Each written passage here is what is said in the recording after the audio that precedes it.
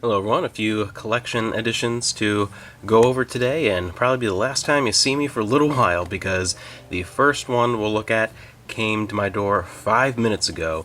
It is finally here, Xenoblade Chronicles 3, finally the latest entry in my favorite franchise of all time. Really excited for this. If you've been following my channel at all, if you know me at all, you know how much I love Xenoblade. Xenogears and Xenosaga and the first Xenoblade Chronicles are my favorite games of all time. I still really liked Xenoblade Chronicles 2 and Torna, so really excited to check this out.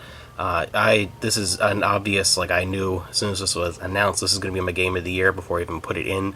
I just know, like, it's going to be that amazing, and who knows how amazing it's going to be. I mean, some people have had this early, some lucky people, and just from the little bits, spoiler free kind of stuff that I've been gathering from some people that had it for about a week or so, this is more than likely going to be not just my game of the year. It's almost a guaranteed somewhere in my, like, top 10 or 15 of all time. Like, I just going in, my expectations are that high. So we'll see if it lives up to that. And also another Nintendo Switch pickup that I cannot push these enough, especially if you follow me on any kind of social media like Twitter or Facebook or whatever. I've been talking about these like crazy. We have the Klonoa collection on the Switch. This is a Japanese version with English support. It's on just about everything, Xbox, PS4, PS5. The US did not get a physical copy, but there are European editions with English on the cover and everything as an option. We'll be getting the PlayStation 4 version from Europe. I wanted to go with a different thing, the Japanese copy here on the Switch, and this is the version that showed up first. And I adore these games. These have always been favorites of mine since the first one on the PS1, Klonoa 2 on the PS2, and I really enjoy the Wii remake, which is the basis for this version of Klonoa. It's not the original PS1 version, which in some ways is the superior version. In some ways, these match up well, though. I'm actually glad they went with that because it really pairs 1 and 2 together, especially for first-time players. They visually look very close. As 2 is a PS2 game.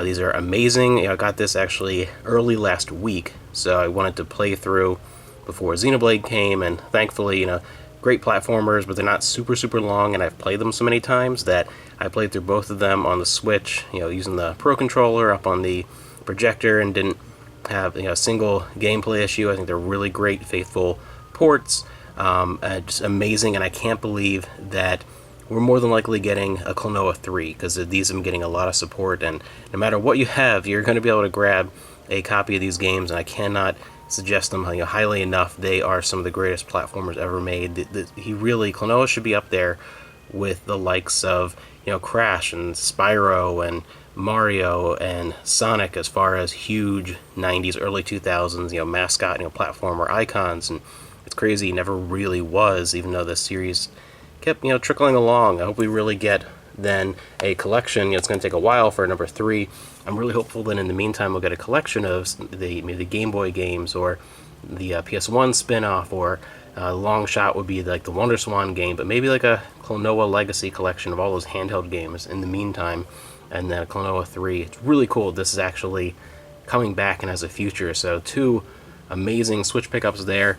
And then an oddball I just had to throw in here, because Amanda, every once in a while, I don't know how she even finds them. There's a couple I haven't talked about that we'll probably talk about at the end of this year, or talking about the best movies that we saw over the course of the year. She finds a lot of really oddball, either indie or international films, like things that wouldn't even be on my radar, like, ever.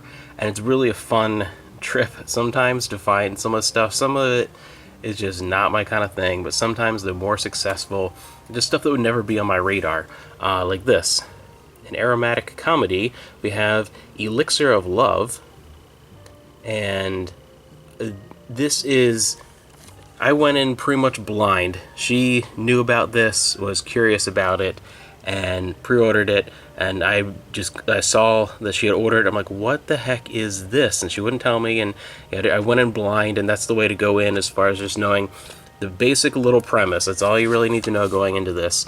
It's insane. You have a princess who is born with a horrendous body odor. Like, it is almost like a witch's curse in a way, that it's so terrible it affects the entire kingdom, and she has to be hidden away, and then the other main character is a gardener who is also trying to promote aromatherapy and is an expert on plants, and he's trying to find a cure for the Stinky Princess. That is the premise of this romantic comedy. It's as ridiculous as it sounds, and I was so wary going in, but for some weird reason it actually kind of works. It was really, really funny and cute without being too ridiculous. It's very silly. You definitely have to go in with the mind that this is going to be a really silly comedy with lots of stink jokes. But somehow it worked, and I actually really enjoyed it. I'm very surprised, but Amanda always finds these weird oddball things that I would never see. Like, we always joke about how, when Amanda picks the movie night, it's something like this, and when I pick it, it's like the Criterion Collection. Like, it's just complete, it's just funny, different stuff. But yeah, sometimes she picks a winner, and this was one of them, so you'll probably hear us talk about that and a couple others that she's had me watch over the course of the year. In December or January, when we do our annual, movies that were new to us throughout the year. A bizarre film, but it's actually, I kind of recommend it in a weird way. So really good pickups. I am going to go quickly put this thing together and upload it onto YouTube, and then hop on to Xenoblade.